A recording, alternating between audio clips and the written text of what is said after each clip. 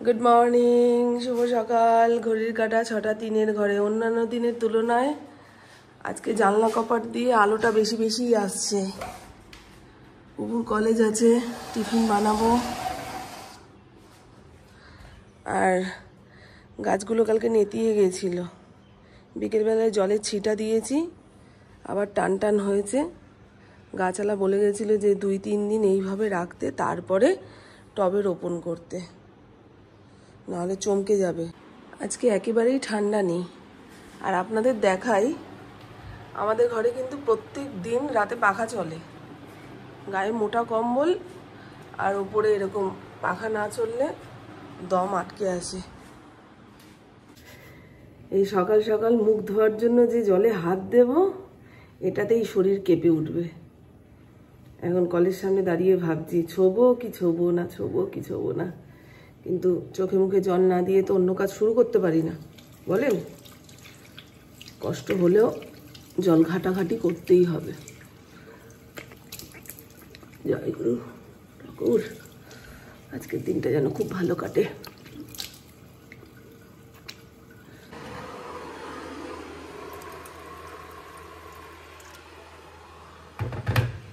আমি একটু জল খেয়ে নিই, গলাটা শুকিয়ে শুকিয়ে আসছে জানেন।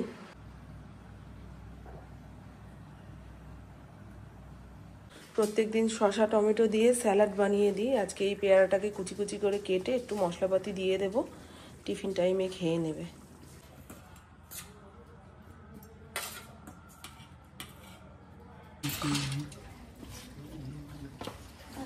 টাটা বাবা, টাটা।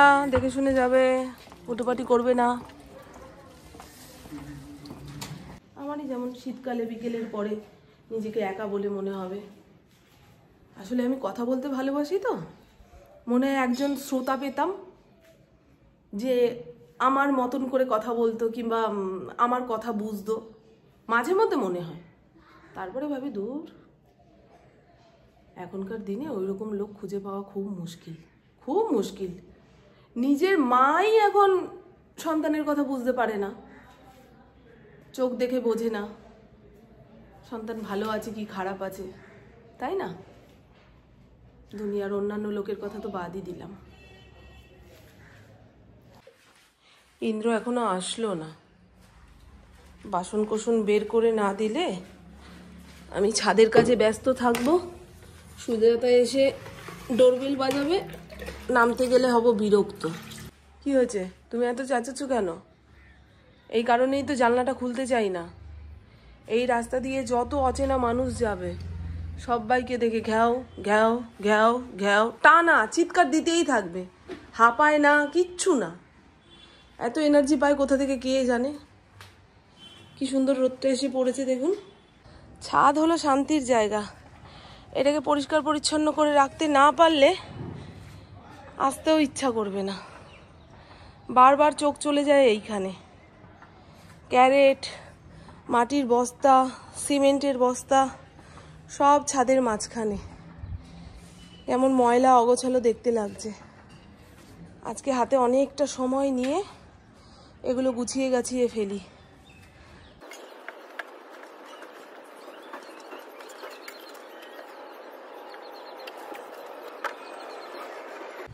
এই ছাদ পরিষ্কার করতে 1 থেকে 1.5 ঘন্টা সময় লেগে গেল। 3খানা ক্যারেটে মাটি ভরেছি, আর যে কটাতে ভরতে পারিনি সেগুলো এইখানে গুছিয়ে গাছিয়ে রাখলাম। সব গোছানো গাছানো থাকলে দেখবেন এমনি পরিষ্কার লাগে। এই দেখুন, নার্সারি থেকে গোবর সার আর মাটি মিশিয়ে বস্তায় ভরে পাঠিয়েছে, সেটাই যা সুবিধা। সেই মেশানো মাটির সঙ্গে একটু কাঠের গুঁড়ো মিশিয়ে ক্যারেটের মধ্যে ভরলাম। শুধু মাটি ভরলে না ভারী হয়ে যাবে, এইটুকু ছাদ এত ভার নিতে পারবে না। আর ডালিয়া গাছটা ছোট টবের মধ্যে প্রতিস্থাপন করেছি, আমার কাছে আর বড় টব ছিল না, এদিক ওদিক থেকে জোগাড় করে এইখানে একখানা ডালিয়া গাছের গতি হয়েছে, আর এইখানে একখানা ডালিয়া গাছ লাগালাম। হ্যাঁ, আমি তো জানি ইন্দ্র যখন এত সকাল সকাল গেছে, ও জ্যান্ত মাছ আনবে, বজুরি ট্যাংরা নিয়ে এসছে। ছাদ পরিষ্কার করতে করতে ওটাই ভাবছিলাম যে স্নানে যাওয়ার আগে মাছটা চলে আসলে ভালো হয়।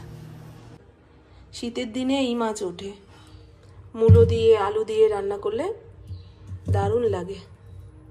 এই মাছ ধুতে বেশি সময় লাগবে না, বাজার থেকে কেটে কুটেই এনেছে, শুধু কানকোগুলো টেনে টুনে ফেলবো। গায়ে যে হড়হড়ে ব্যাপারটা রয়েছে সেটা লবণ দিয়ে কচলে কচলে ধুয়ে ফেলতে পারলেই মাছ ধোয়া কমপ্লিট। অল্প পরিমাণে এনেছে তো, তাই জন্য মাথাটা ঠান্ডা আছে। স্নান ধান সেরে ঠাকুর পুজো দিয়ে নিচের ঘরে আসলাম, তারপরে পরিপাটি হয়েছি। চাদর গায়ে দিলে গরম লাগছে। এই শ্রাকটা কালকে হাতা কেটে ছোট করেছি, নাহলে জলের কাজ করা যায় না গো। দুখানা উলিকটের হাউস কোট কিনতে যাব আজকে বিকেলে যদি সময় পাই তো। আর পরপর অনেকগুলো কাজ করার পরে যখন নিচের ঘরে এসে দেখি আরও কতগুলো কাজ আমার জন্য অপেক্ষা করছে, তখন মেজাজটা খিটখিটে হয়ে যায়। ঘরের অন্য লোকেরা কতক্ষণ বসেছিল আর আমি কতগুলো কাজ করলাম সেই হিসাব নিয়ে বসি। যাই হোক, ইন্দ্রর জন্য ছাতু মুড়ি রেডি করে রেখে দিয়েছি, আমার জন্য চা বসিয়েছি। একটু দোকানে পাঠাবো, জিরের গুঁড়ো, হলুদ গুঁড়ো, বড়ি এই সমস্ত এনে দিতেই হবে, নাহলে রান্না হবে না। রান্নার সব জিনিস হাতের কাছে না থাকলে দেখবেন মন দিয়ে রান্না করা যায় না। এই যে আজকে মাছের ঝোলে একটু বড়ি না পড়লে ভালো লাগবে না। জ্যান্ত মাছ অত বেশি কড়মড়ে করে ভাজতে লাগে না, আর অল্প তো, তাই এয়ার ফ্রায়ারে দিয়ে ভেজে নিচ্ছি। ফোড়ন দেবো কালো জিরে আর শুকনো লঙ্কা।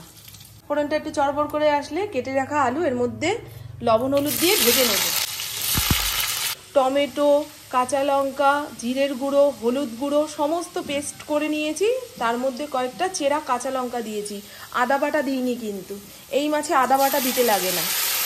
মশলা কষতে কষতে যখন এরকম তেল ছেড়ে আসবে, আগে থেকে লবণ হলুদ দিয়ে ভাপিয়ে রাখা মূলোটা এর মধ্যে দিয়ে আবার একটু কষিয়ে নেব। আর আমি আমার জন্য আলাদা করে কিছু বানালাম না। মাছ দেওয়ার আগে এই ঝোল তরকারি একটু বাটির মধ্যে তুলে রাখলেই আমার দুপুরে খাওয়া হয়ে যাবে। ঝোলের আলু সেদ্ধ হয়ে গেছে, মূলো সেদ্ধ হয়ে গেছে, আগে থেকে ভেজে রাখা বড়ি এর মধ্যে দিয়ে দিলাম। এবারে ধনেপাতা দিয়ে আমি আমার জন্য কিছুটা ঝোল তরকারি তুলে রাখবো, তারপরে মাছটা দেব। হয়ে গেল মাছ ছাড়া মাছের ঝোল।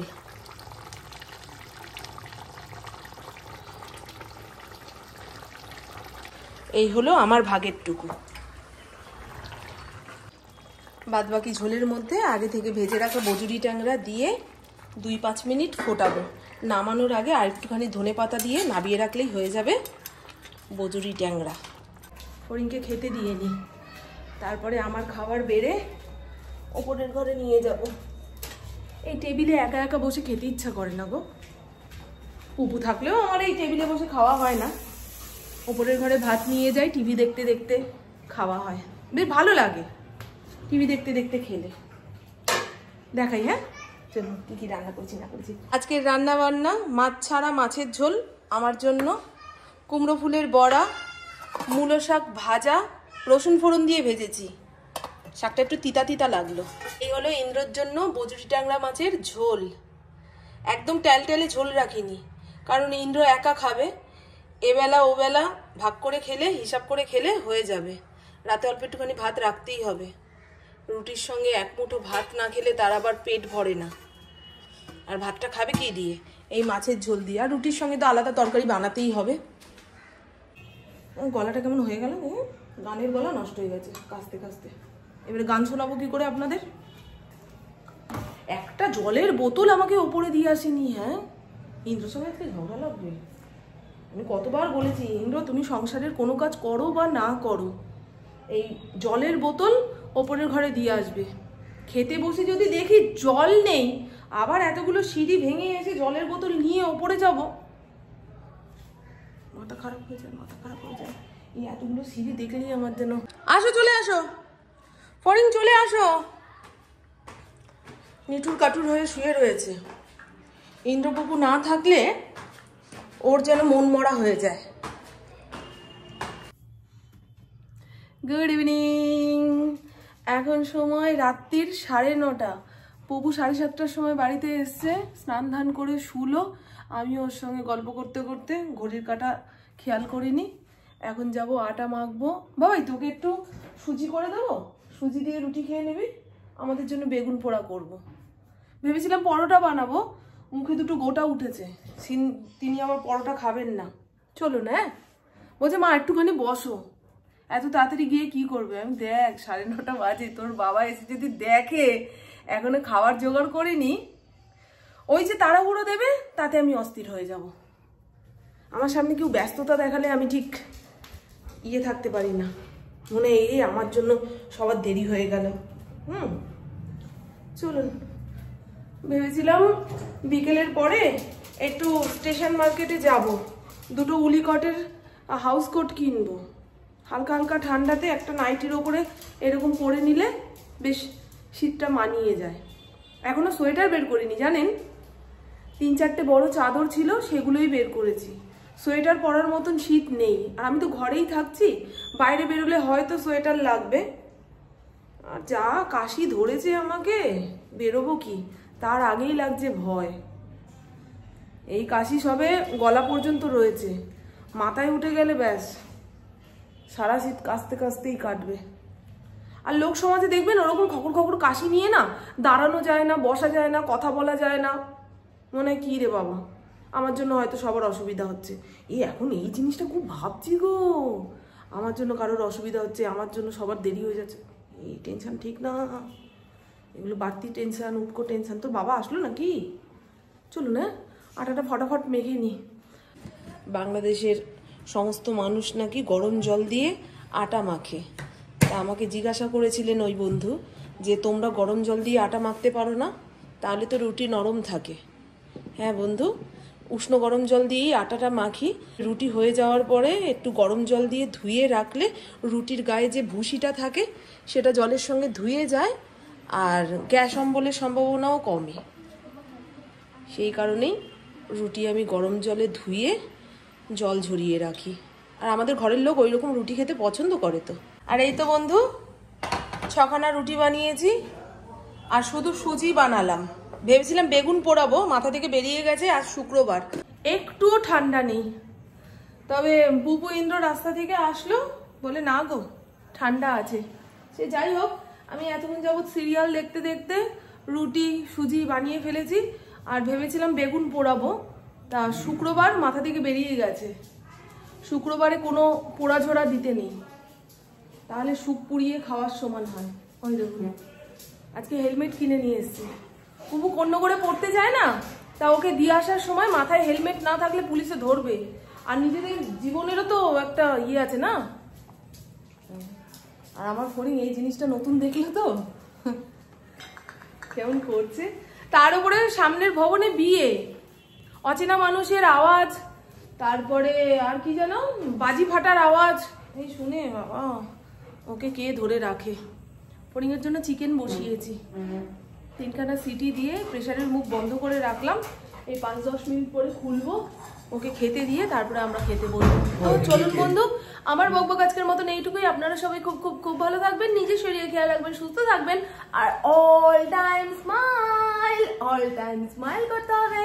টাটা, খুব ভালো থাকবেন। বলে দাও গুড নাইট।